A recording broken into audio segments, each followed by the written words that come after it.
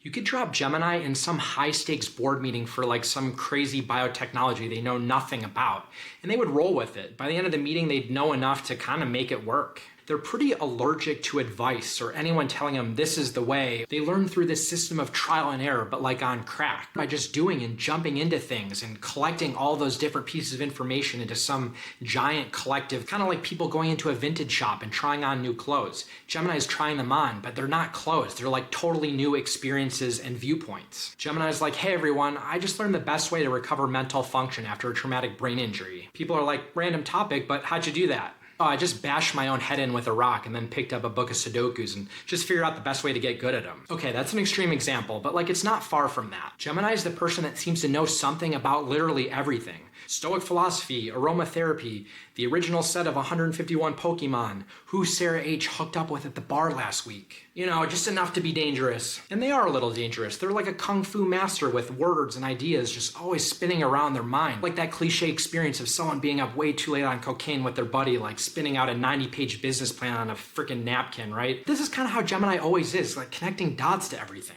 Very few can keep up, and very few also really understand Gemini. People call them duplicitous or hot and cold or unreliable, but they're really just externalizing and living out and trying out the internal thoughts that most people are just kind of spinning in private. Other people might have that fleeting thought like, oh, what if I went to clown school instead of studying architecture? But the moment passes, they shrug, they go make a PB&J. But Gemini, they're like, nah, I'm gonna enroll in clown school and try that out. Maybe it's hard to pin down, but there is something really powerful and honest about that process. And it feels less honest if it doesn't always align with things that Gemini promises outwardly, but sometimes it simply just requires people to adjust their expectations. Gemini's superpower is that curiosity, and they make cats look like amateurs. Just 9 lives, Gemini's lived like 137 lives just since last March, and they're gonna come back to at least like 28 of those. Gemini, am I wrong about this?